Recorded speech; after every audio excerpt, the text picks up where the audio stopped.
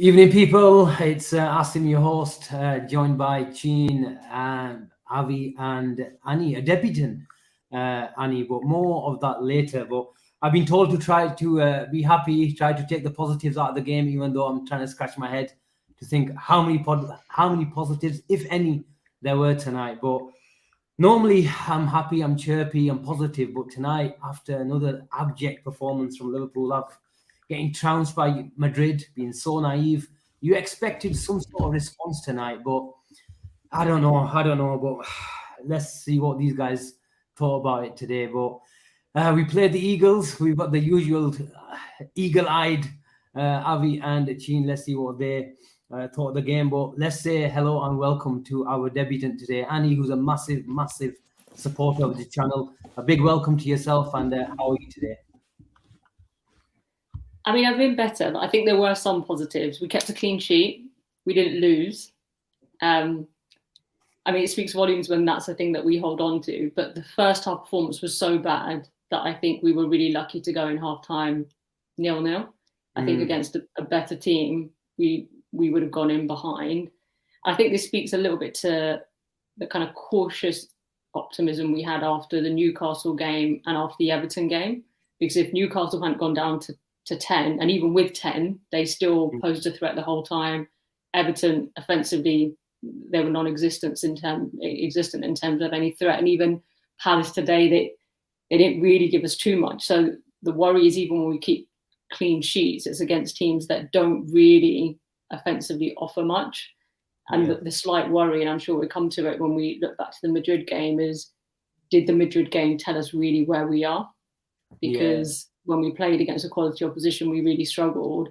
That performance tonight against a half decent team, that's a few goals and another defeat. So I think I started off giving a positive, but I have to sort of calibrate it with the reality of where we are, because it's hard not to feel really worried because you can't see where the change is going to come from. Usually if there's a bad performance or a bit of a bad run, you can kind of, maybe it's players coming back from injury, or there is something on the horizon that you can see where it feels like you can see a positive change coming. I don't know what that's going to be for us. And some of us probably held on with a degree of romance to the Champions League as the thing that was going to save us. And now it feels like we don't even have that to hold on to anymore. So when you have a result like today, you think, oh, what is there to look forward to other than the summer and the season being over in February?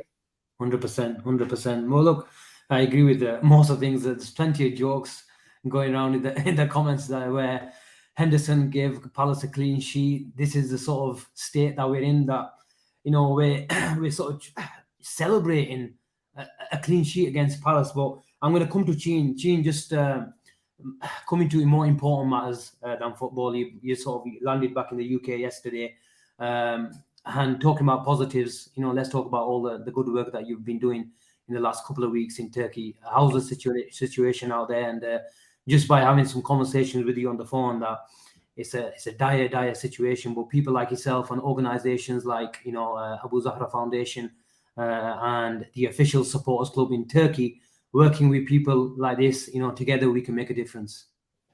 Yeah, it was a difficult 2 weeks, Asim. Obviously, everybody's seen the images on TV and stuff, but being out there, whatever I had in my mind in terms of how bad it is, times it by 100, because it really is catastrophic. You're talking cities completely decimated. I don't know what that noise is. Kids, all little kids. It's difficult, man, and it's hard to even talk about, because there's the Syrians. They've already been through so much, and then it's like another massive hit on them, and it's difficult. Kids without homes, families who had a home yesterday don't have a home now.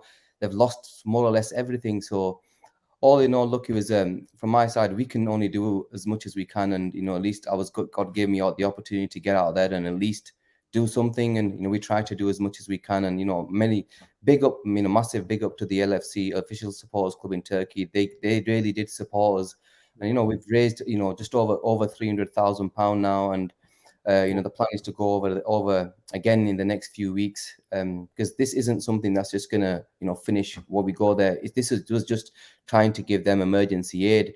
But again, look, we've got to support them and do as much as we can in the coming months. It's been difficult, but yeah, look, we've like I mentioned, we try and do our best, and that's the most important thing. Yeah, 100%. Avi, coming to you, and I'm going to put this comment on screen. Kadir, no fight, no passion, no aggression, no heart. Without Nunes, we don't even look like scoring. Is it that bad? Yeah, of course it is. Asim, just want to say, like, side note before I go into a tantrum. Great work by Gene, the Abu Zahra Foundation, and everyone. Obviously, the official sports club in Turkey. Gene sent me some pictures, well, quite a few pictures, and yeah, it's really heartbreaking. Some of the stories that are coming out of Turkey, and I think Gene said that he's going back again in a couple of weeks. So prayers and thoughts to the ones that have lost homes, that have lost lives. And you just hope that the surrounding countries as well, like Syria, like they can recover from this. But yeah, like nice one, Gene, for all the work that you've done. Yeah, in terms of it, I'm baffled. Asim, I'm baffled. The only positivity is a clean sheet, but yeah, look. I still feel that there's a chance of top 4, but without Nunes, and honestly, Nunes is the only one who brings a bit of fight, aggression. Today there was nothing there. I didn't want to bring up the starting lineup, but we will. Apologies for the image, but we'll bring it up. I can't even take that. I can't even read it, and probably a good thing that I can't even read it because there's a few players that I could go to town on. But yeah, look, the lineup was probably the best that he could have done. He wanted to rest Bajicic. I understand that. Fabinho, second half was awful against sort of Barcelona. Hendo didn't do himself any favors, but he's the captain. And, Klopp has this sort of, he's loyal to some players. Brought in Milner. But that midfield, Hendo, Keita, and Milner, and James Milner, that's never going to create enough chances. We've seen it with Naby in past seasons when he is fit. But, there was nothing there. There was nothing there. If you want to set out your stall and go for a draw, that's probably the best sort of midfield you can go out with. But we're Liverpool Football Club. We're going to Selhurst Park, and Crystal Palace haven't been at the races this season. They've not had a great season. There's people that are fed up sort of with Patrick Vieira's football and vision, and they look like the better team today. They did. Salah gets a shot off. We'll go into the game, but there is a lot of pressure without Nunes. There's nothing up top. Toothless. Someone said, and Jota came back. I don't like him on the left. I've never liked him on the left. He's better centrally. He's best. Most of his goals have come from the central position in the last 2 seasons. It was a bit of a chalk and cheese, him on the left and Nunes on the left, who creates, who can run, who can get in behind with natural pace. We didn't see that today from Jota. And Cody Gakpo, a few signs here and there first half, but very much on the peripheral. Annie, what did you think about the lineup? Look, I'm really frustrated at the moment in terms of, I'll just try to get that graphic if you can see it. Hendo, Keita, Milner. And the problem that we have in midfield at the moment is I feel like we don't have enough people to play on the left. And the ones who can receive the ball on the half turn, the likes of Carvalho, the likes of Curtis Jones, even Ox to an extent, the manager just does not trust them at all. So he's forced to play Milner, who I think, look, I'm not blaming Milner. We didn't play rubbish because of Milner. But in terms of balance, we're going into a game that we just don't have a player who can receive a ball on the half turn. So we become so predictable. All our attacks are generally going down the right-hand side, and teams know what we're going to do. I mean, you talk about players that the manager doesn't trust. Naby Keita playing makes no sense. So the fact that you said, we've seen glimpses from Keita in the past, I must have missed them, because Naby Keita is the one signing during the Klopp era that he's been a failure, and I think that Klopp almost wants to give him one more chance to see if he can show him anything different. But clearly, he's a player that's come to the end of the line. He's not going to have his contract extended in the summer. Why are we playing him? I feel like he's a player that you never really know what you're going to get. So you might get the odd good performance, but he's never gone on a run of sort of 5 or 6 games of consecutively playing well, where you know exactly what you're going to get from him. It feels like you never really quite know what you're going to get from him. I don't even know what's his preferred position. Where does he like to play? Is he like an 8 box to box, or is he a 6? I don't know. I don't even know what he is this many years on. So I'll be happy to see the back of him. And actually, if somebody like him gets a renewal, it's another very worrying symptom of how the club's being run. If we continue to give players like that extensions, the Carvalho one's a mystery, because it felt like at the start of the season he was a player that we were going to blood into the team. We were going to see more of him, and all of a sudden he's just disappeared. I don't know if Klopp is seeing something in training, but certainly that it didn't feel like there was anything obvious in the performances that made you think he's a player that we haven't got any belief in, but he's just dropped off somewhere. And then it feels a bit like that's happened with Elliott too. Now, I've never really been a fan of Elliott in a 3-man midfield. I think it's unfair to play him in a 3-man midfield, because he just, the sort of athleticism and the running that you need, that's not what he brings. He's a more technical player. He likes that extra touch on the ball. And I think some of those performances, or some of those games that he was a part of where he's playing in a 3-man midfield, it probably hasn't done his confidence a world of good. But I don't believe that that's all that we had to pick from. I get wanting to rest Stefan, but can we afford to rest him when we are where we are and the point's so crucial? And this should have been a game that we're going out to try to win. As you say, Palace aren't great. We should be going to Selhurst Park thinking that we can win the game. I think the only upside, and the thing is, Milner's the one that you looked at that in that starting lineup and thought, what's Milner doing starting for us? But he was probably the best of the three. Let that tell you something. He offered more than Keita, and he didn't have the obvious sort of face palm moment that Henderson had. He puts a tackle in. Yeah. You can't say that, that's the case for the rest of the midfield, or even generally the team put together, because he does show some heart. He shows some drive. He doesn't have the legs that he used to have. But sometimes, how many times in that game did you see the players, you just need them to go for a crunching tackle? In these sort of games, you need a moment to sort of, ignite some, quality. But we just didn't. And I think that's the thing that you're saying, that Darwin gives us, just that spark in a game, that moment to kind of get everybody else energized. So yeah, the irony is Milner probably was the best midfield player. So look, my thing the whole season has been, when you get outnumbered in midfield and you're exposed in defence, I don't understand why we persist with playing 3 in midfield, because obviously what we need to do is be more compact in midfield and just protect the defence a bit better. But we keep on persisting with the same system, and I kind of don't understand why. Although that being said, I think we looked a bit more assured in midfield, because essentially Milner and Henderson did sit, so that felt a bit better. But I'll go back to my opening remarks. If we were playing against a better side, we would have still been punished, and that's the reality. We kept a clean sheet and we got away with the 0-0 because we were playing against a side that are not particularly good. Well, that's my. I just wanted to comment this, Gene. Great points there from Annie. We'd get ripped to shreds. We saw this similar midfield against Manchester United at Old Trafford. It was, if I'm not mistaken, it was Hendo, Milner, and Elliott, and absolutely we were obliterated all over the pitch, right, for the first 45, 50 minutes, 60 minutes, right. And Carvalho came on and showed a bit of a spark, but this midfield, you put it up against, a Manchester United, dare I say it, next week, we'll get ripped to shreds. We're gonna get beaten at Anfield, lads, if we go with the same sort of midfield 3 of Keita, Hendo, and Milner. And you know what? I'll allude to it. For the last 2 summers, we've been saying, every one of us has been saying, we need a midfielder. We need a midfielder. Now we can say, the board haven't given him money. The board haven't given him this. But look, we could have made it work, right? They could have got in a midfielder. I look at some midfielders out there in the Premiership that wouldn't even cost more than 15 million that could do a job in the midfield 3 right now. Who? Right? Who are we? You really want me to name midfielders now? But who would cost less than 15 million? 15 million, you said? 10, 15 million. Boubacar Kamara, there's one from Villa who went on a free transfer from Marseille. He would have done a better job today than Fabinho did, or a Hendo and Milner in a 6. That's one. Douglas Luiz, maybe a season ago. There are midfielders there. And I don't want to talk about these midfielders because I don't think they are good enough to play for Liverpool Football Club. But you put them in this Liverpool team right now, they will shine. They will absolutely shine. That shows you how bad our team is at the moment. It does exactly. It does show how midfield. Does that mean we with sort of mediocre players? But today they were. I've been calling out. Look, change it.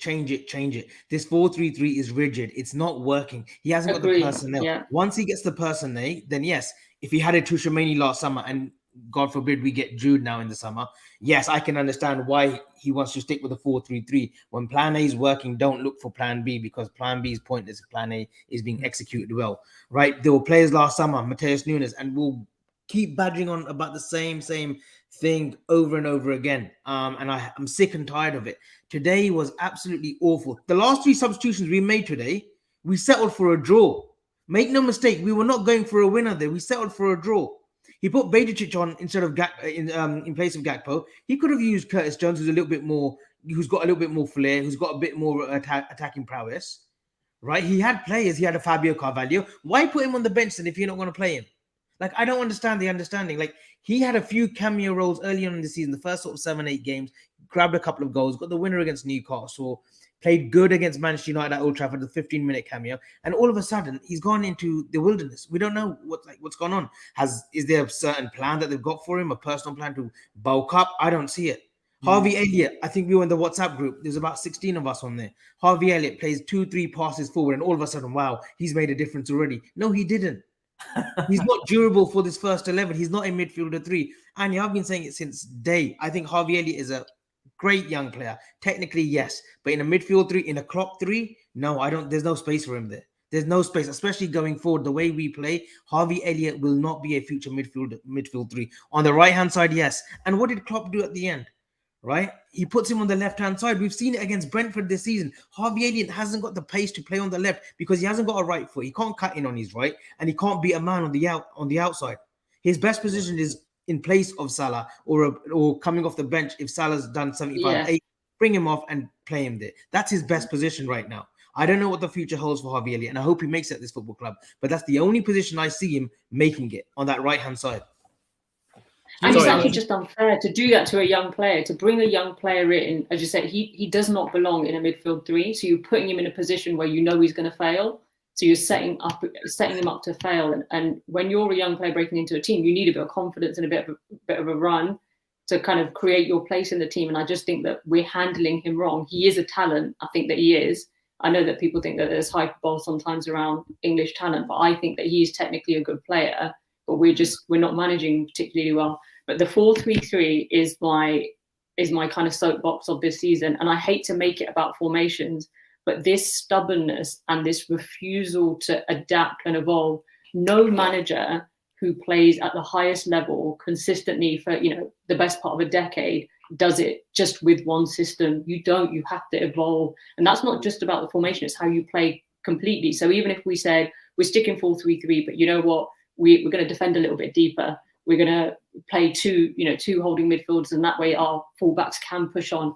Fine, tweak it. You have to adapt. But it's almost this bloody mindedness that, because there's that fine balance with leadership, right, where you have the courage of your convictions to stick with what you think the right thing is, so you don't abandon your principles at the first sign of trouble. But also, good leadership is about seeing the situation you're in, evolving, and having the agility and the willingness to respond. And we're supposed to have this whole setup that's all about being driven by data and margins. I don't understand what kind of data analysis is happening where we don't realize, the risk and reward of pushing up the high line feels like now more often than not, we get caught out by that. We're not managing to effectively, hold the line and players are offside, or whatever, or the recoveries are not quite good enough. Now we can see we've got enough data between the start of the season and now to see this system's no longer effective. So why don't we adapt? I mean, I love Klopp, but it is infuriating that they don't see that and that they're not changing it. Because today could have easily been one of those games. And I saw the lineup and that's what I thought, because Palace are a team that always have pace in them, right? So you're thinking, if they start playing that ball and they get in behind us, it could be one of those days where we are chasing the game and it could end up being 2-3 goals, which is what we saw against Wolves, which is what we saw against Brighton. The fact that we go into games against teams like this believing that could happen, surely we have to start to do something a bit differently. That being said, there were periods today where I thought we were holding the line a bit deeper, but not consistently.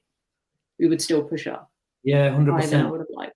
Well, before I come to Cheen, who looks like he just wants to get some things off his chest, Ash says no urgency, no creativity. Looks like players going through the motions. Have players behind the scenes been told they're going already? no desire to win their individual battles. Boring and predictable today. The floor's yours, Chin. You've been very quiet today. Honestly, Asim, I don't even know where to start. I am sick to death of this 4-3-3, Asim. Every single week we watch this 4-3-3 bullshit that come out, the same sort of players, the same sort of midfield. Why would you play a 4-3-3 with Milnerson in midfield? It's just baffling. It really, really is baffling. And I call it Milnerson, and maybe I'm showing a bit of disrespect to the two players, but I'm sick to death of Klopp going the same way, the same route over and over again, when everybody can see that there's a massive issue here. I'm sick to death of it. Asim, you look at this, okay, our defense, our midfield, our attackers, every single area of our pitch is effed right now. Jota comes on, he was shite. We look at our defense, we look at Matip, he was shite. Our midfield, I'm not even going to go into because Naby Keita didn't even play that football game. I don't understand on what Klopp's doing, because this formation that Klopp's is every week that we're saying the same old 4-3-3, the same old patterns of play. We don't have no patterns of play. It's the same old bollocks. We just play on luck and hit and hope job, and wish that, you know what, something hits for us. That's all it is. We don't play football. We don't go out there thinking, we're going to play there's going to be certain dimensions in our play. These are our patterns. This is how we're going to play in terms of corners, how we're going to defend. The first half an hour, the amount of times Matip and Trent made basic footballing mistakes, they couldn't even play a simple ball to each other. I'm shocked at how bad they've been. Matip is a liability. Trent's a liability. Keita's a liability. Jota was shite. And already, okay, Salah had a chance. I thought Salah tried, but the first half I thought he was a load of shit. I'll be honest with you, I thought he was shit. Mm-hmm. And I look at this side. Robbo didn't even get past the halfway line in the first half. Robbo's delivery has been shocking lately. Who was he delivering to, though? This is my point. He was delivering in the first 20 minutes. He was delivering these crosses in. There was no one there. Gakpo was far too deep. So who's he delivering to? Salah's out off the right. Jota was very close to him. Who's he delivering the ball to? Like, what's he hoping for? It's a hit and hope approach right now. And there is no the irony in all this, Gene, is I thought we tried something different. It was a subtle change. I thought we split our centre backs a lot further than they usually are. Henderson was very deep. He was a lot deeper. So what we were doing is our fullbacks were high and wide because they were very, very narrow. They parked the bus, and this is why I said on the WhatsApp thread, this game does need someone like Harvey Elliott to play in between the lines, because Keita is that sort of player. And he said she doesn't know what type of player he is. He was supposed to be a box-to-box player, but now because one reason he isn't because he lost his legs. He can't even shoot. For a professional footballer, he's lost the technique to pass the ball and kick a ball. He when he shoots outside the box, because his groins and thighs and hammies are gone, he tries to outside curlers every single time. Naby Keita played like a player that knows he's not here at the end of the season. He knows he won't be at Liverpool. He's played like that the past 6 years. He's played like that the past 6 years. And he has. And it didn't start against Everton. Maybe got like a couple of minutes. Didn't start against Madrid. Didn't start against Newcastle. He knows. And neither should he. He knows his time is up. But this is what's baffling is, if Klopp knows that the player ain't signing a contract, he's off. Why play him then? Why play him in a game where we need 3 points? He's not going to give us what we need, because he'll be now trying to secure a move away. His agent's going to be trying to pawn him off to around Europe, probably Germany, right? He's not going to risk himself in 50-50s, right? That plays on your mind. That's psychological thing that, oh yeah, I'm going to vie for a move now in the summer, so I don't want to go into like hard tackles. I want to play the flip side of it sometimes is when a player is playing towards the end of their contract, they see that they're in the shop window and they want to put some performances on to try to attract some suitors. So you think maybe that's what Klopp was banking on. But I'm with you. I never want to see that guy in a Liverpool shirt, and the fact that he wears the number 8, which was worn obviously by Gerrard before, is just an insult. Get the number off him. I think he already knows where he's going to go. I think there's going to be already offers on the table, preferably Germany. Maybe. It's a league where he's accustomed to. He'll go back to maybe Leipzig or Leverkusen or whoever it may be. I think he knows he's going. But what's baffling to me is that Klopp made that decision on him. Like, oh, let's start him today. I don't care whether Bajicic has played 90 minutes against Real Madrid. He would have been far better starting today instead of Naby Keita. This was my point. You've all given me sort of, we didn't like the midfield, we didn't like the lineup, but provide me a solution. What would you have gone with? Asim, okay, I would have Asim. gone with what I said yesterday on Twitter. I said I would have gone with a 4-2-4. I would have started Bobby today in a 10. Guys, forget top four right now. Yeah, forget top four right now. Right now, we need a system that's effective, and we're not even getting that. Last week against Newcastle, I thought, you know what? Maybe we just put the foot off the gas at 2-0 up. You know, they're getting chances. Newcastle could have genuinely drawn that game or even beaten us. They had that many chances with 10 men, right? I thought, okay, maybe with Real Madrid round the corner, you know, we've put the foot, foot off the pedal, and we'll go again on Tuesday. Tuesday we go 2-0 up. The capitulation of Tuesday, 2-0 up inside 15 to 20 minutes, right? The way we fell apart there is the most worrying sign for me under Jurgen Klopp's sort of time here.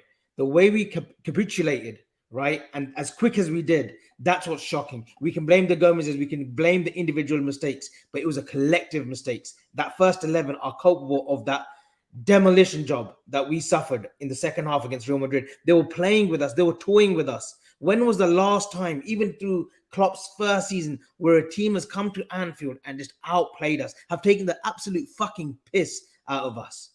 Because I can't remember it up until Tuesday. Guys, we've got a fundamental issue with the management. Forget about the players right now. The management. We're sticking with the same rigid 4-3-3. There's no change. He changed it. He said earlier on the season after a result, I don't know who it was, we lost really badly. Was it against Brentford? He goes, we're going to work on a new system. You don't say that. You don't say that. It's just before the World Cup. Yeah. But before the World Cup, he played 4-4-2. What were pre-season for? They went off to Dubai. You know, they worked within each other in training camps for 2 weeks, and you think, okay, maybe we'll see a different Liverpool. They won the first game, I think, against Leicester. Was it the own goals? You know, against Villa. And we thought, okay, maybe there is something there. But we've gone back into our shells. We look actually worse now with that break than we did earlier on the season. Gene, I was going to say, look, you know, my biggest issue with this side, is in this midfield today, not one of them had it in them to play a forward pass. The amount of times that there was chances where we could have played that ball and gone onto their back four. The amount of times, but bottom line is they didn't have the B to get the ball and have it in them to play that pass. Every single time we were going sideways, we were going backwards, and the opportunity was there for these midfielders to actually play that ball. It's only when Harvey came on and he did it for the first 10-15 minutes where I thought, you know what, he's trying to at least play that ball into the front three. Even to be fair, after him, he went to sleep after that, if I'm honest with you. I thought he had a good 15 minutes and that's about it.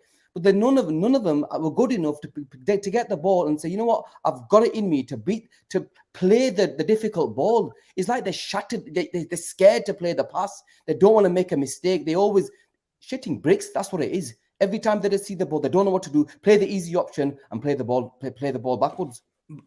One other thing, Asim, we looked at players, right? And you say, like, who could we have brought? Christian Eriksen has been a breath of fresh air at Manchester United. He had a great last 6 months at Brentford before he got a free transfer, right, to Manchester United. He would have made a hell of a difference to this midfield three, you know, on a free transfer too.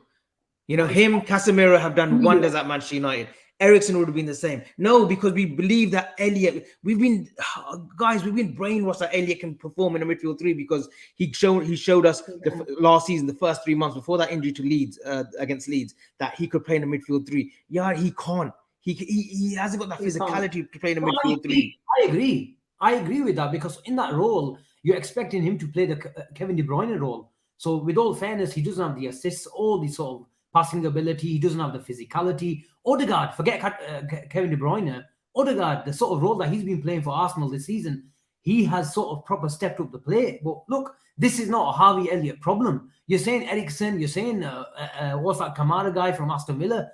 The reality is, Avi, anyone can improve our midfield. And this is the problem at the moment. Crystal Palace today said, have the ball. This is what Chin is touching on. And if you have a flat three, a rigid three that can't run beyond their marksman, then you're going to have a problem. And we're a team generally that has always relied on speed.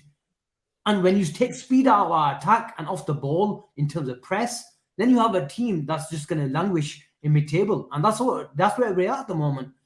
Going back to Klopp, Annie or Chin, I don't mind who takes this.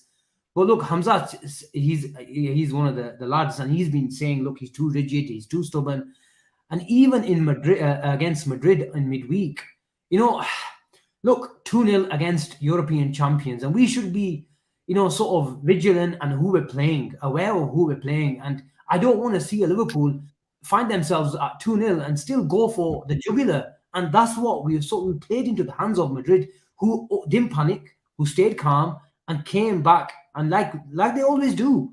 But we have a manager who just is sort of engrossed with his ideas at the moment, where it's plan A and nothing else. And we've had sort You of don't have a plan B, Asim. There's one plan. It's a simple plan. You go, it's gun-ho football. That's all it is. We will play with a 4-3-3 and we will go out and try and score 2. If not, we'll try and score 3 or 4. That's just the way he plays. If you think that Klopp's going to sit back and, you know, take the 2-0, that's not his way. The only time that Klopp made a subtle change, like made massive change, was when Annie mentioned before the show that, you know what, when the year when we didn't have any centre backs, where we began to play counter-attacking football, where we sat a lot deeper. Even this season, how many times where we could have gone to a 4-4-4, let teams come at us a little bit, and then we can hit them on the counter. But no, we will still play the same old 4-3-3 going at him. And you know, people mentioned that Klopp makes these little tweaks. These little tweaks have not been working since the start of the season. The amount of times he made the tweaks, okay, it worked with the 4-4-2 when Jota was fit, and you know, when against the Man Cities and stuff, it worked then, but it only worked when he had the players fit. These players are not good enough for these tweaks right now, Asim. That's the simple truth. We make these tweaks, but these players are not good enough. They don't have it in them. But do you know where I disagree with you? In that he can, I mean, we have demonstrated a different way of playing, is the 2 times this season when we've played Manchester City, because we actually show them a bit of respect as an opposition. So we do sit a bit deeper. We are a bit more compact. So we are capable of doing it, but I think it is misplaced arrogance. So as you say, our starting point is, we'll go toe to toe with anybody, and we, you know, we back ourselves. That's great when it works, but when it doesn't work, to do what we did against Madrid, it's just naive, isn't it? I mean, when we went 2-0 up, listen, this is across 2 legs, and we saw what Madrid did last season. Madrid were the team that were capable of being in a game, suffering, hanging in there, and still just turning the tide somehow. So at 2-0, I mean, I was happy, but I was thinking, hey, this is a long way. There's going to be some twists and turns. I could not have anticipated that we were going to capitulate in the way that we did, and certainly didn't think that we would concede 5 at home. But it was obvious that something was going to come. You know, Madrid, a side as experienced and as good as Madrid, weren't going to just lay down and die and let this be a linear tie where we were just going to go 2 up and then we were just going to win the game. That was never going to happen. Surely Klopp and Lines and all the, you know, intelligence that we've got on the bench, they would have known that. So you could start to see how Madrid played. You know, Vinicius Junior is good. We make him look like he's the best player in the world every time he plays against us, because we push up, he gets in behind, he gets the better of Trent in every single game. It's the same thing happening over and over again. I don't believe that that's because we're not capable of, or we don't know a different way to set up. I think that that's misplaced arrogance. We think that we're good enough, when clearly all the evidence this season has shown we're not good enough. We need to have a bit more humility in how we set up. And I worry that Klopp thinks that that's some sort of an admission of failure, that if he changes. So the example that you were referring to just before the World Cup, when he switched to 4-4-2, I don't think 4-4-2 is the solution, but I was just encouraged by the fact that he's acknowledging that things are not working and that there is a desire and a will to do something different. Great. And if that means he's going to tweak a little bit and he's going to play, he'll eventually arrive at a formation where we look just less fragile, because we just look so fragile the way that we play. But, you know, sure enough, we went to Dubai, 2-week holiday. I don't know what we did. But that's like 12 games into the season where he's finally realized to make a change. So that's what really gets to me, is it's plain sailing. Everybody was calling for this change. He's waited 12 to 13 games to make that change. And, you know, you mentioned the 4-4-2. We played that when Jota was fit. It's obviously unfortunate Jota got injured, and that completely derailed that 4-4-2. When he got injured, and he still did persist with it a couple of games after when Jota got injured, then he realized, you know what, now Jota's injured, this is definitely not going to work. I went back to the 4-3-3. I think, look, I don't actually care. I don't actually care if a manager wants to change a system or change a formation partway into the season. If that demonstrates that the manager's got some agility and can understand, okay, I've got some injuries, I now have to adapt to make the best with the players that I've got. I think that that's the strength of a good manager. And actually, I hate to compare to Guardiola, but it's the thing that Guardiola does all the time, tinkers and makes little tweaks and makes the best of the team that he's got. Whereas we seem to just have this rigid approach. And like I say, we lack humility because we just think we're going to keep persisting with it. And, somehow we're convinced that we're still going to be better than the opposition, even though all of the evidence points to the complete opposite. I would welcome if Klopp was saying, you know what, this isn't working for us, and next week he start playing a different formation. I mean, we clown ourselves on Twitter when we put up our formations of, maybe he'll play Trent in midfield and Bobby. There is nothing in the world to suggest that that's likely to happen, other than wishful desires on our part, because he's given us Klopp gives no indication that he's willing to do anything different with the formation, or that he's willing to consider Trent in midfield. I think somebody just put it in one of the comments. Carry on. Sorry. I was going to say Trent in midfield. If you'd asked me a season or two ago, I would have said no, he's a right back. But I am totally in a place where I would love to see him play Trent in midfield. Obviously, there is a bit of a concern in terms of who plays right back, because we haven't got any cover there either. That's the problem. Given how dire the midfield is. Well, I mean, look, Annie mentioned that Guardiola tinkers, but the problem that Liverpool have, we don't have the players that are flexible as Manchester City's are. And Klopp, to his defense, but it may be his weakness as well, where him evolving into more of a pressing team, into more of a technical based team. The problem that Liverpool have at the moment is every single thing, the majority of the things that they've tried have not simply, worked. Trent in midfield was supposed to come and get close to Núñez. We saw that in pre-season. We saw Harvey Elliott trying to play the Odegaard role. It's not worked. What else has not worked? Carvalho, he played in Mane. He was supposed to come in and replace a world-class player, not just on the ball, but off the ball. And we've seen how much of a champion of a player that Mane, was for Liverpool. And most occasions it came, he wasn't sort of, I don't know, Liverpool knew how to rate Mane, but, many other fans were always saying that he's undervalued at Liverpool. But every single thing that Klopp and his management have tried this season to become more of a possession-based team has simply not worked. It hasn't worked. And look, I don't want to allude to the Real Madrid game on Tuesday, but at 2-2, we should have seen some flexibility in the second half. But he went with it. It was as if he was like stubborn, and we know that Klopp's stubborn, and he went with that same. He went with that same method approach second half. Yes, we're 2-0 up, and you know what? I get it. Like, we have blown teams apart, in previous seasons, but we wouldn't have blown them apart on Tuesday. We at 2-0 up, we're in fantasy land, right? None of us had imagined that because of our form and Real Madrid and their European heritage and whatnot. But at 2-0 up, there's ways that he could have changed it around. As soon as Vinicius gets that first, right, you knew that he's going to have Trent's number yet again. He's had Trent's number for the last 3 years, yet Klopp persists with putting Trent on that right-hand side. I'd rather he put in like a Joe Gomez at the right or a James Milner on the right. James Milner played right back this season against Man City at Anfield, and he was brilliant. He was brilliant at it. We kept Did he not also play right back against Napoli away? Who was that? Joe Gomez? Absolutely destroyed. Was that Joe Gomez? Was it? I think it was Joe, right? But maybe it was Gomez. But the issue I see is like at 2-2 going into the second half, right? And the way Real Madrid were going to come at us, they were coming at us at will. Every time they were going forward, they were creating a chance, right? And we let them. We literally conceded 3 more after that. There was nothing from Klopp there. I don't want to say that he's given up, because I don't feel that he has. But even like the murmurs, like in the post-match interviews, and even yesterday on the preview, he goes like, "Look, I can't guarantee Champions League football." He himself knows that this team is not good enough to string 4 or 5 wins on the trot. It isn't. And this Trent thing, Asim, right? Steven Gerrard under Gerard Houllier was a box-to-box, right? A clear box-to-box. Rafa Benitez very early on in his tenure at Liverpool said, "You run too much for me. You run too much for this team to be successful." So he pushed him back a bit, or he put him as a number 10 alongside Torres. Come Brendan Rodgers, he knew that Gerrard was not the Gerrard of old, right? He put him as a quarterback role. I don't know what there is amongst Liverpool fans that we cannot think of Trent Alexander anything other than a right back. He's got the skill set, he's got the passing range to be sat in a midfield in a pivot.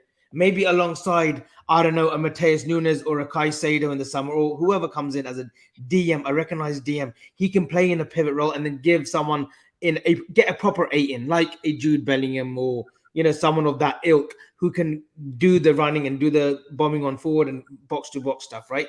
Trent Alexander-Arnold as a right back right now, we've seen too many deficiencies to keep him there.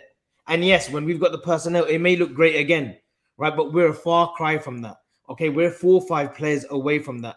And not only that, we've missed the likes of Mane, you know, who would give his absolute 100% every game. We've missed this season more than ever, I think, Luis Diaz. The back end of last 6 months of last season, when we, you know, nearly did the unthinkable, Luis Diaz came at the perfect opportunity.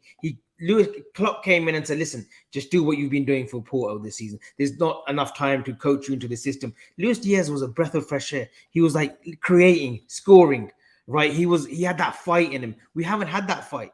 The left-hand side of like Jota today, he hasn't got that fight of a Darwin Núñez. Maybe it's a South American thing. We've missed Luis Diaz more than we think this season. And when he comes back, I do believe our fortunes will change. But by then, it might be too late. It will be too late. All things red. Thank you very much for the super chat. Is that Anthony, by the way? That's Ben. Ben. Oh, Ben. Ben, who was here with you on Tuesday. I should have known that. You should know. You should know better. He's I'll read the super chat, seeing as though you've just fluffed your lines. But all things red. Thanks for the super chat. Still there for Champions League, but that's a big chance missed. I'm sure Anthony on Spaces used to have a similar name. No? No, he's Red Girl Dad or something. Okay. But look, you know, let's talk about Trent. At the moment, if you're going to play him in midfield, then Gomez is right back. But at the moment, Gomez can't keep fit. So, you know, in Klopp's defense, what do you want him to do? Oh, Jacob Ramsey. Huh?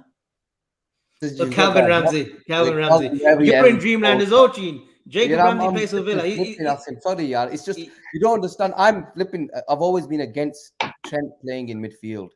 I've always been really against. Why? Great. No, Gene, you can't say that. Great managers are imaginative. Yeah, they're creative.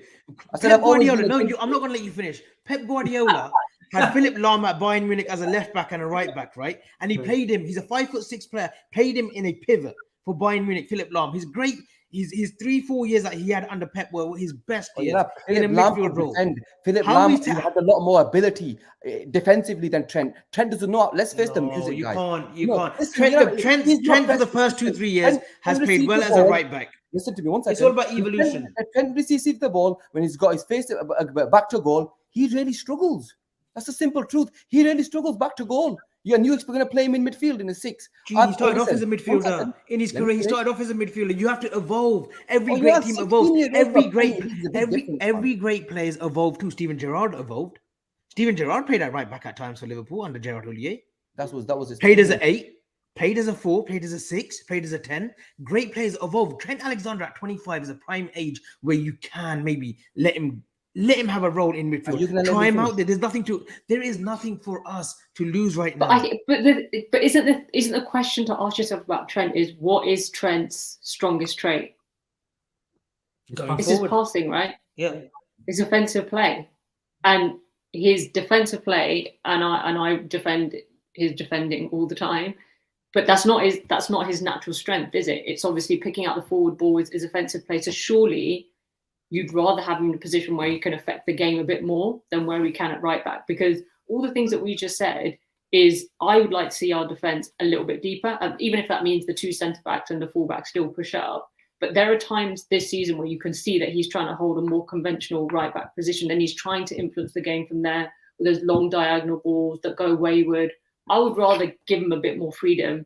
I don't know if I'd play him as a 6 or give him a bit more offensive freedom. But I do think that there is something about, especially now, I mean, you're talking about next season once he's surrounded by other players. I don't have the capacity to talk about next season. Like, we're drowning right now, the season that we're in. We need to do something that immediately impacts our performances. And Gomez at right back looks better than he looked at centre back. Agreed. So I don't know why that isn't an option. And I hope that he was going to do it in the Carabao Cup or something like that. Take the cup as an opportunity to experiment a little bit. But I mean, I kind of see where you're coming from. There was a point in time where probably last season I would have said, no, Trent is a right back. That's his position.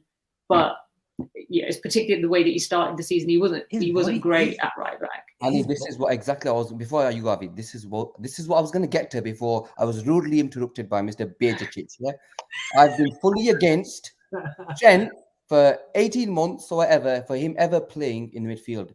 Before you interrupted me, that's when you interrupted me at that moment. Because that's when things were perfect. We had a perfect setup. But now this is trying to interrupt me again. But I understand because he's been so shit in that position. I'll be honest with you, that's how I feel. And now, because I was been that bad, I think this was the moment, and this is the time to try him in that position because we've tried everything else, nothing stuck. Nothing? It's not going to hurt us now to play him in that. Yeah, what's the harm? Exactly. He couldn't do any worse than Naby Keita, could he?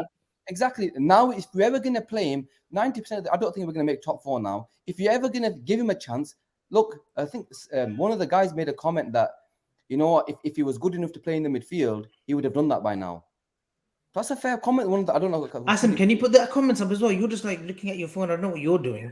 Yeah, gobbledygook stuff that you're doing. Can you put the comments up? People are putting the comments up now. He's feeling it. That's lashing out on you now. No, look, I will say this in a calm way. That's a throwaway comment, by the way, that if he was good enough in midfield, he would have played. We've just seen Naby Keita play in midfield for us. I'm sorry, did people just see what I've just seen? Look, this is classic Avi. He's getting snookered and he deflects. It's not about being snookered. Listen, it's not about being snookered. I tell you, Annie agrees with me about putting Trent in midfield. I tell you one thing, Gene. Okay, you made a great point. I'm saying I'm not. So let me be clear. I'm not fully committed to the idea, but I'm curious enough about the idea. She changed her mind. And agree then. No, I didn't change my mind. I was simply it's a thought bubble. Like I'd be more curious to it than I was a year or so ago. Gene, have I got permission to say something?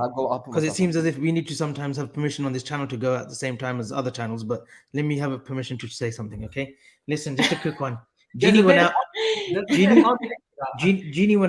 okay? Genie Wijnaldum came from Newcastle, Gene, yeah? I'm pointing to Gene now, right? Came from Newcastle as a 10. He was a winger at PSV. None of us three, unless Annie, you can tell me different, had Genie Wijnaldum in a midfield 3 when he signed for us, right? We thought, okay, this is a bit of a weird signing. Is he going to come in as a 10? Is he going to play off the left? Is he going to play off the right? Like we've seen him do it for PSV and put up some great numbers. Klopp changed him, right? Klopp evolved his game and he still played as a 10 as a progressive midfielder for Holland as well at international level.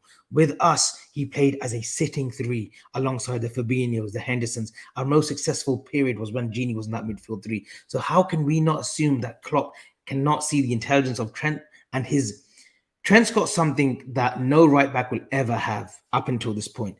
The passing range of Trent Alexander-Arnold, right? From right back, he damages teams. We've seen it. He's a playmaker from that right back position.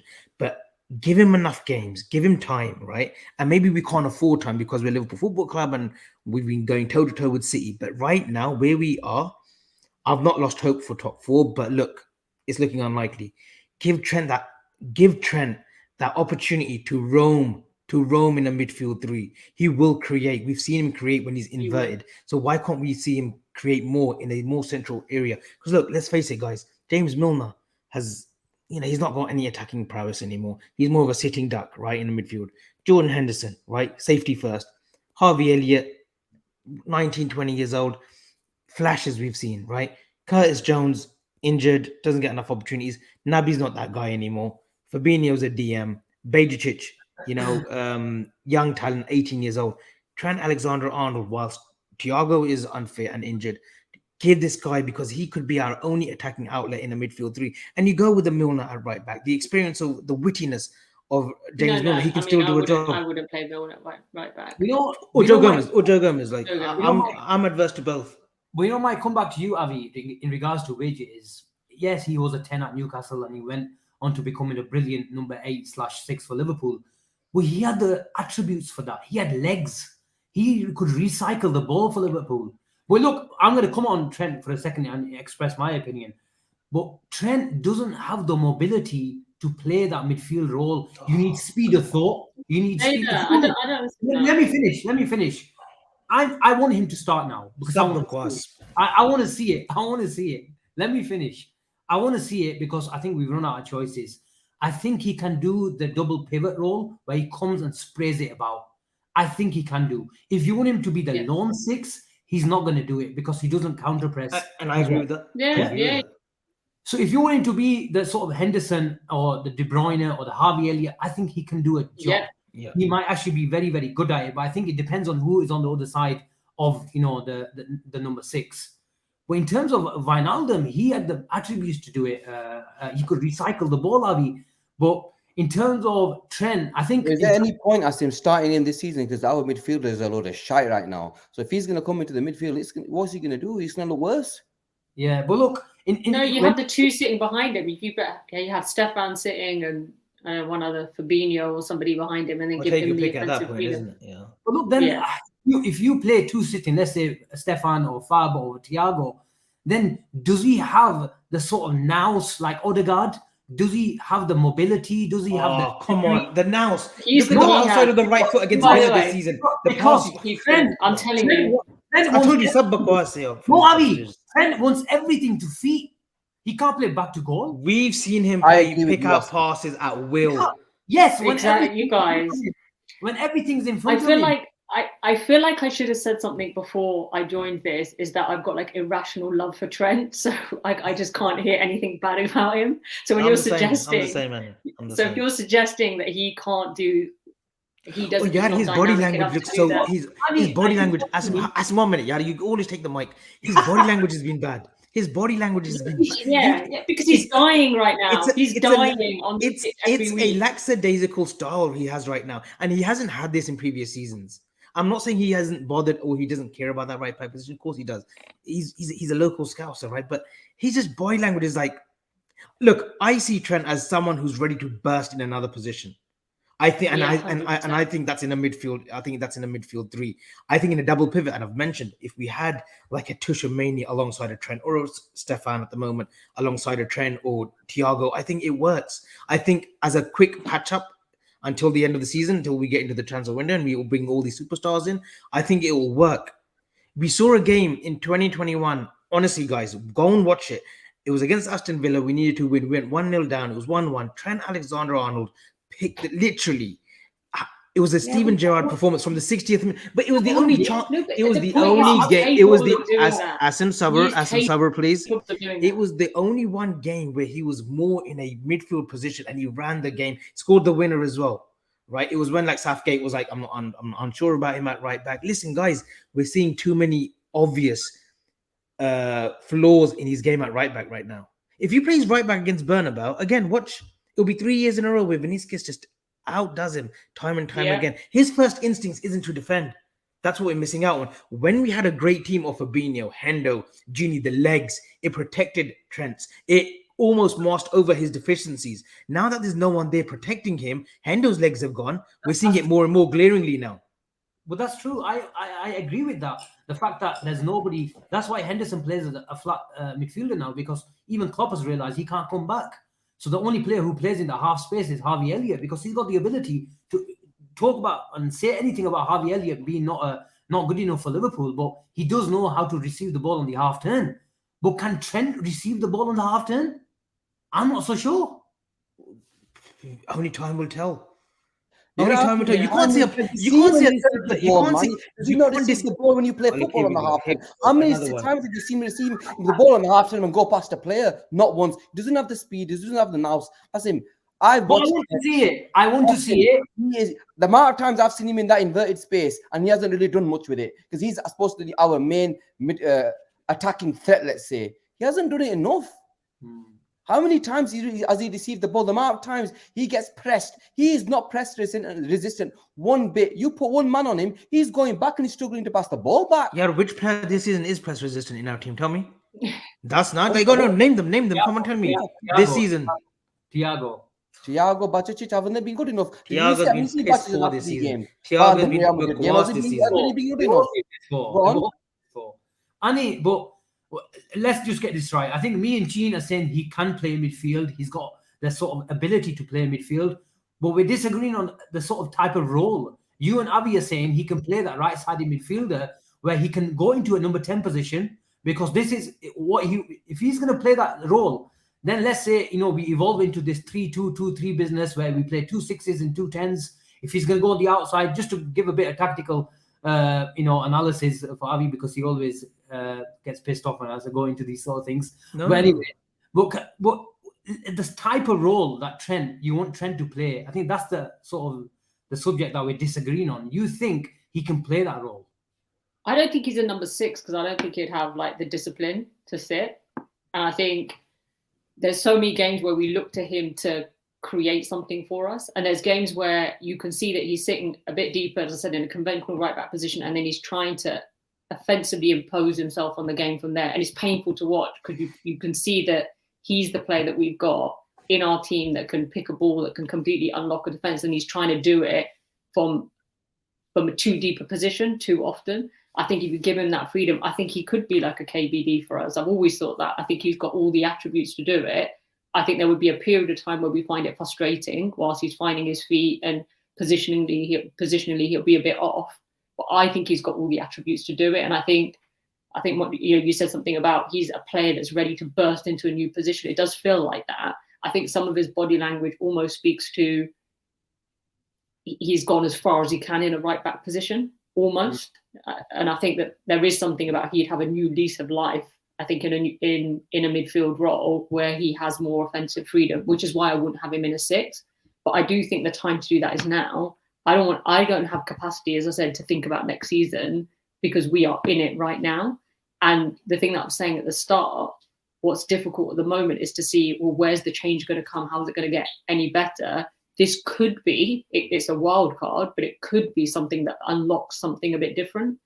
And I think Joe Gomez can do a job at right back. That is what I would do, and I would put Trent in midfield. Sadly, I can't see Klopp doing it though, because to go back to that thing where we say that he's a bit stubborn, I think he would see that as an admission that Trent can't defend, and that's one of his hills that he's willing to die on, that Trent can defend. And if he moves him out of the right back position, he'll say, yeah, people will see that as, oh, you've accepted that you can't really defend, and I don't think he'd want to do that. But I don't think that's a bad thing. I don't think that's a bad thing. Klopp, like, not admittedly telling that, like saying people that he's wrong. He's already admitted this season that he was wrong about the failure in investing in a midfielder. So I don't think that he would feel it as much, but it's something that he could try out. He's done it before at Dortmund too. Klopp. He had Shinji Kagawa out on the wing at one point, and he put him into a 10 role. He's done it with Nuri Sahin as well when he first started off at Dortmund. Like we know Klopp can swap and change when he needs to, and he can be flexible. Kevin De Bruyne is another perfect example where he was a winger at Chelsea. Obviously, it didn't work out. Went to Wolfsburg, still played out on the right hand side, and then it was we're at Man City where he sort of was converted into a CM. Right, as an 8 or as a 10 at times. So look, great players, which we all assume Trent is, can adapt to different positions. You're saying that he can't receive the ball in the half term. We won't know until we give him a few games there. Let's try him out there. Because look, guys, whatever we're doing now, it's not working. It's not working, exactly. You're quick to make a judgment on Harvey Elliott, saying he's not good enough for Liverpool. He's barely had any games. I said, but we've seen him play as a midfield in a midfield 3. I said Harvey Elliott hasn't got the physicality to play in a midfield 3 for Liverpool Football Club. I haven't ruled him out. I want him to prove me wrong, but I just don't see where he operates correctly in a midfield 3. When you've gone from past seasons, Klopp's looked for powerhouses, machine-like players who can cover kilometers upon kilometers every game. I don't think Harvey Elliott gives us that. At the moment, Trent, you want him to play in midfield. At the moment, I think he's carrying too much muscle to play that role in a fast-paced, highly transitioned team. Jurgen press, whether it's sort of possession-based or high speed. I think he needs to lose a bit of muscle. If you saw him play against Neymar and Sterling in the early days where he used to play at right back, he had half of the muscle. He was low down. That Gary Neville sort of a Monday night where he was saying, look, he needs to get lower down. So I think in terms of mobility and him not being flat-footed will prevent him from being bypassed in midfield. I disagree. Let me finish. If he plays in midfield, I think what you're going to see then is Liverpool are going to change their dynamic. At the moment, you have Henderson or Keita or Harvey Elliott playing the advanced role. I think if Trent plays in midfield, you'll see the dynamic change from the right-sided to the left-sided. You'll see a Keita playing beyond the lines on the left. You'll see Carvalho, you'll see Curtis Jones, whoever it is, and he'll be playing the balls where the game is in front of him. In that sort of role, I'm more than happy. And then we've seen him drive on from midfield, run into space, even from right back. I 100% agree. But please let's not underestimate the sort of different type of skill level that you need in midfield. Yes, we're in a position where we probably need him. We can try out. That's how bad we are. But, time will tell. But one thing's for sure, I think every single Liverpool fan wants to see it. Ash, again, the second super chat of the night. Big up Ash, a massive, massive supporter of every single show. He says, Milner, Hendo, Keita won 8 of 32 duels, dribbled past 10 times, all static midfield. And these guys want Liverpool to play in Trent to play midfield. But anyway, let me carry on. You think you'd be worse than that? You think you could do worse than that? No chance. Don't give me that bollocks. Exactly. Don't give me Billy bollocks right now. No. Let me carry on. Gene, read it. Go on. He's paid £10. I've not read the super chat out yet. Easy to run through midfield. He's killing us every game. Can't defend and offer nothing going forward. Needs a reset. And I think we all agree on that. Even Ami says that we need a reset. Gene? Yeah, look, it just goes to show. The thing that really got to me, Fabinho comes on, and I know you mentioned dribble past 10 times, then 3. I think Fabinho came on within 2 minutes. It was somebody just walked past him like he wasn't even there. And I was thinking, is this how bad he's become? Like, literally, it was like a slow motion replay. Honestly, it was so bad. And the amount of times that we get bypassed, these players, there's no fear in our midfield. You're playing Crystal Palace and they've got it enough in them to think that, they can beat our players. It was just shocking to see the amount of times, how bad our midfield was in terms of, these players were, Hendo got beat a few times. Milner, to be fair, Milner was the only one I thought that did pretty well. Keita was shocking. And I agree with everything that he said.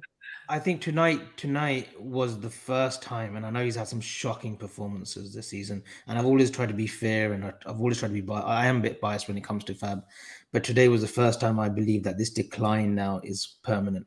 And if we can get an offer of 20 to 25 million for him in the summer, as low as that, I wouldn't have said this a year ago, but I would actually look to sell.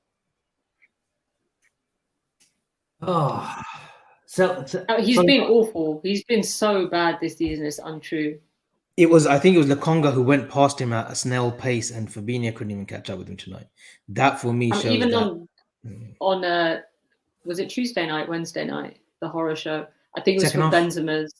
Yeah, I think it might have been for the 5th goal. When Modric, He just at that level to be that bad.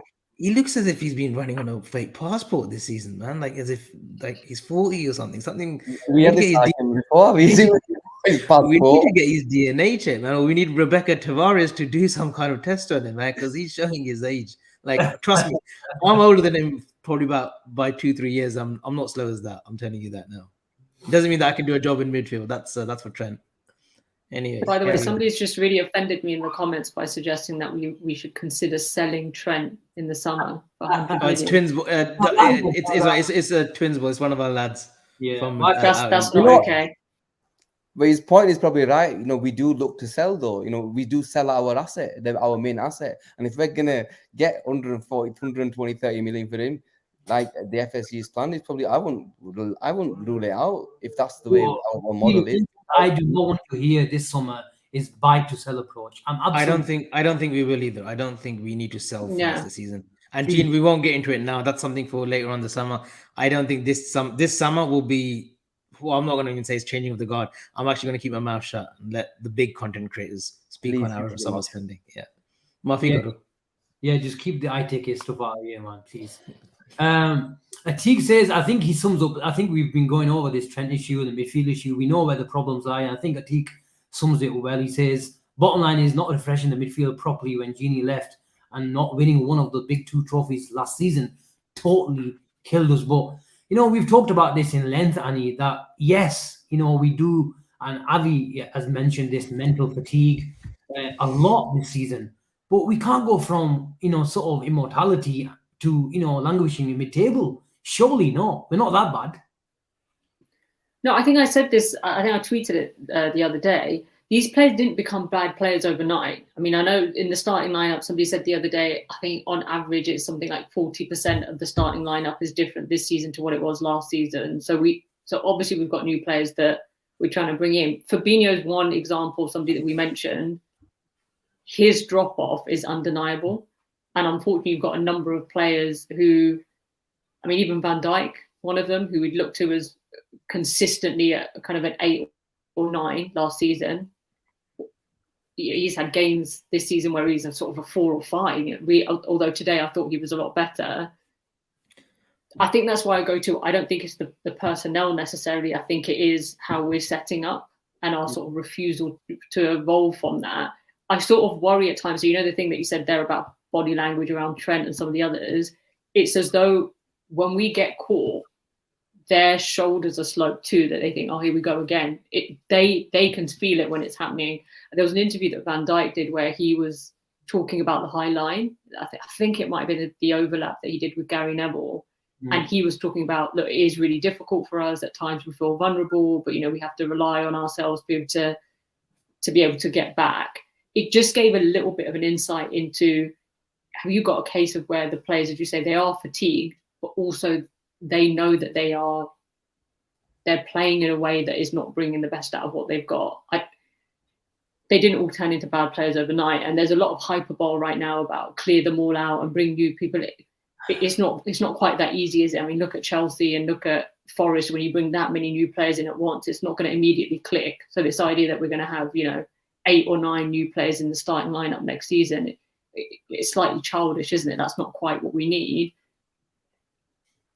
Yeah. So, I mean, I think at the start of the season, you would have accepted it was a bit of fatigue. What it is now is just a complete loss of confidence. And that is really, I think, apparent in the fragility defensively. It's a complete lack of confidence. It's as though we panic every time it goes back. It reminds me of toward the end of the Benitez era. Remember, there was a point where we just couldn't handle set pieces. It's a bit like that. Gene, I've got to go, Asim. You've got to go, yeah? So I'll catch up with you guys. Annie, first and foremost, amazing debut from me, and we'll catch up soon. Avi, I'll ring you later on. No, don't. I'm gonna have it out with you on the phone. She's getting subbed off. I know. Deservedly so. First, and he's at a dire performance today. Get him off. But Jimmy has hit the nail. I think this is the problem, Avi, with Liverpool's team, that every cog, if one of them is not playing to the level that we're used to seeing them play, or even out injured, I think Konate is a massive miss. This season, he's hardly been playing. I can't remember the time where he played about 8-9 games in a row. And when Gomez is on that right-hand side, we don't have the recovery pace of Konate. We don't have the physical attributes of Konate. So Trent is in doubt. He has to play, Harvey, the right side midfielder is a bit sort of deeper, if you like. So when these guys are missing, the people that are coming off the bench are just not the same. They're not. And Konate and Van Dijk, I think they've only had 1 or 2 games together this season, which obviously has been quite detrimental to our season as well, because those two are probably the best centre back pairings in the Premiership, let alone in our team, probably in the Premiership. Just on Van Dijk as well, last season he played every ounce, every game possible. And even Louis van Gaal wasn't even resting him against shitty teams, against Gibraltar. He was still playing him. And that was his first season back since obviously the ACL. So the little dip in form that we've seen from him this season, I think it's, he's got enough credit in the bank. You can sort of like say, okay, it's fine. But I don't think he's made there's been a few games where he's made major mistakes, but I don't think nowhere near the level of a Joe Gomez or a Joel Matip. Konate one is really annoying because at Leipzig, he would pick up very annoying injuries. And it seems as if that trait now has followed through at Liverpool. Even last season, he only played 29 games. But when he does play, he's a physical presence. He's an absolute beast of a defender. And hopefully when he's back and Van Dijk's back, they can sort of form another sort of partnership. But look, Van Dijk, he's going to be 32 in July, guys. And I don't know, we've definitely got to look at the future and definitely got to look at a big centre back in the summer and possibly 2 centre backs in the next year or so, because Joe Gomez, you feel that at 25, 26, if he's not at that level that he was previously, and the injuries that he's had, you would expect the club to look at offers. If he wasn't a homegrown player, I definitely think that his time at Liverpool would come to an end this summer. Just on that point around the clog thing, I think you're right. I was thinking this, I think, during the Madrid game, especially in midfield. So with the counter press, like if one goes, the others have to go too, right, and cover the gaps. And because they're not playing cohesively as a midfield, because I was thinking about Fabinho, I was thinking, was he always this bad? Or was it that when he would commit and go, somebody would come across, and because they would play more as a unit, you wouldn't leave those obvious gaps. But what was happening on Wednesdays when he would go and you think, what a donkey moment, he's just completely committed and he had no chance getting the ball, he's left the gap behind him. But is that because the midfield aren't running to cover in the way that they would have last season? So I think the clog point is an important one. We home in on the individual and go, oh no, Fabinho is playing particularly badly, but is it that he's doing anything different to what he did, or is it that because the rest of the midfield isn't kind of collectively pressing in the way that they used to? Yeah, 100%. And I think it's a collective issue too. I think it's collectively as well that they're just not performing, and everyone's individual performances have suffered. Thiago's suffered. His form has suffered this season. There's not one midfielder, bar Stefan Bajicic, who can hold their head up high and say, yeah, you know what, I think we've had an okay season, like a good season, but there is no one in that midfield.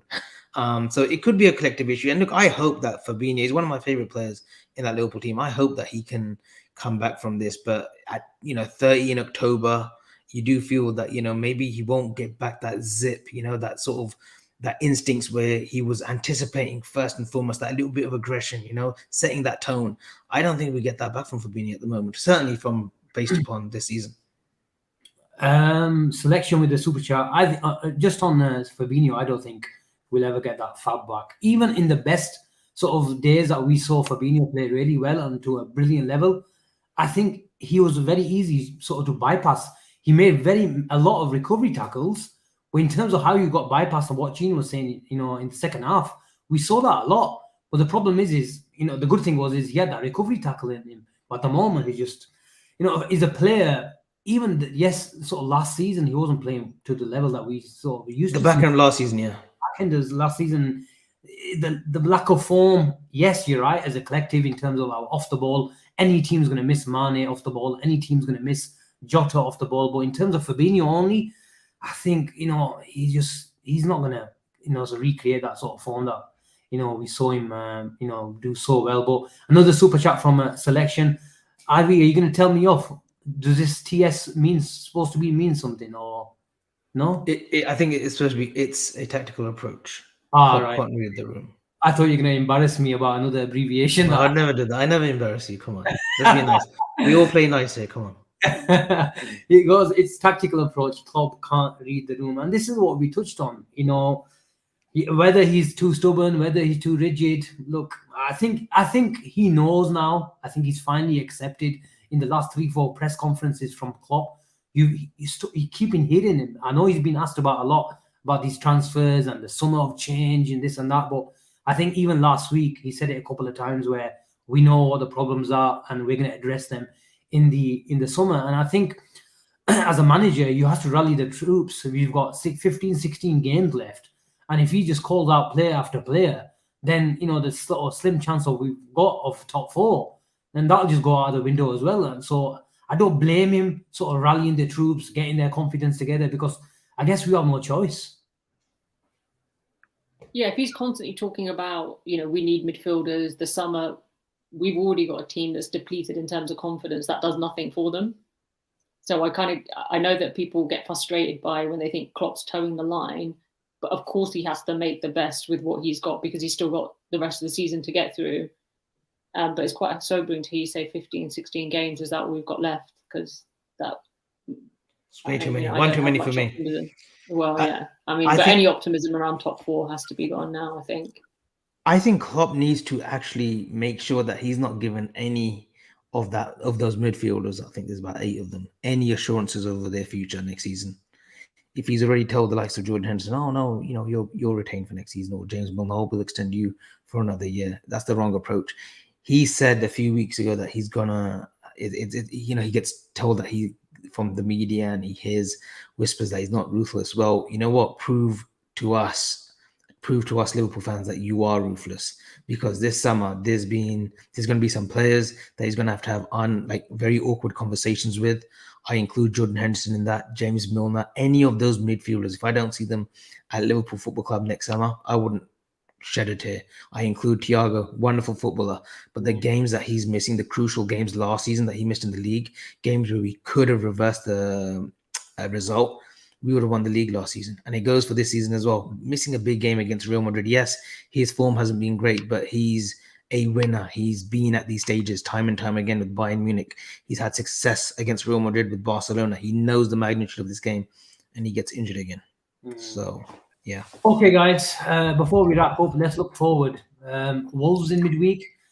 How do we take on Wolves who've, proved they look decent, especially in the first half against Wolves, against Fulham, and they looked really good against us in the Cup. So another tough sort of banana skin in midweek, Annie. I feel like all we do is play Brighton and Wolves. Every week it feels like we play Brighton and Wolves, doesn't it? It feels like that's all we played For the cup games, isn't it? since the turn of the year. I mean, last time out against Wolves wasn't great. So let's hope we don't lose. That's kind of where we are. I don't go into the game with optimism. I'm going to be very short and sweet. I need a bit of shanti today, so I need to relax today before we talk again about the Wolves game. And I think we've got Red Fellas tomorrow, so I'm sure we'll go into some kind of preview for the Wolves game tomorrow. I'm sorry, Asim, you're not going to get a tune out of me now. You know what? I'm not even going to tell you what you said, but when this show finishes, go to 1 hour 16 minutes, Avi, and just replay what you said. Well, I never watch myself on camera. I'm too shy. You're like a big telling off. Never watch myself again. No. It's Red Zone, by the way. Red Zone. Sorry. Oh my god. have I mentioned my previous show? Okay, that's fine. It's all good. I thought I'd embarrass you on camera. But it's all good. Brilliant, guys. That was a really insightful, really enjoyable post-match reaction. You said you had two things. I know you said the first thing, two things. There's no second. You said you had two things before we wrap up. Oh, yes. Chris, we've actually received an email just right now from Chris Mack, who's the guest. And he goes, I'm watching the show now. Great show. I'd love to come on again as a guest. Chris, you're more than welcome. Chris McAvoy. You butchered his name, Chris McAvoy. Yeah. Well, Chris McCracken. Fucking no, I said Chris Mack. Mack. His email comes up as Chris Mack. Oh, it's Chris McAvoy. He's the one he was on our call-in last week. We will do a call-in. We don't want to do a call-in every week, purely because I think it gets too much, regurgitating the same stuff. So hopefully next week after the United game, it will be great to do a post-match. And next Saturday is the game because, we win top fours on. If we beat them, their title sort of charge apparently derails.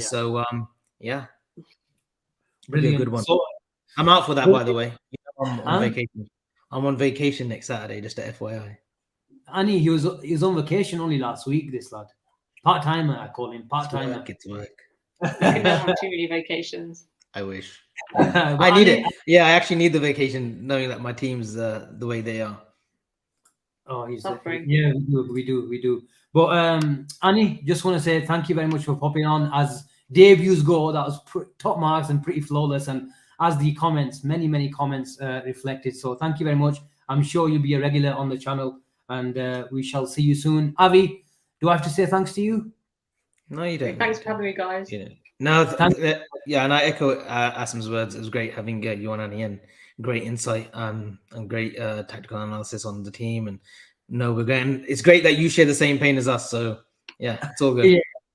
Exactly. So brilliant, guys. Thank you very much. We'll see you tomorrow on the Red Zone. Avi, the Red Zone. Red Zone, yes. That's the one.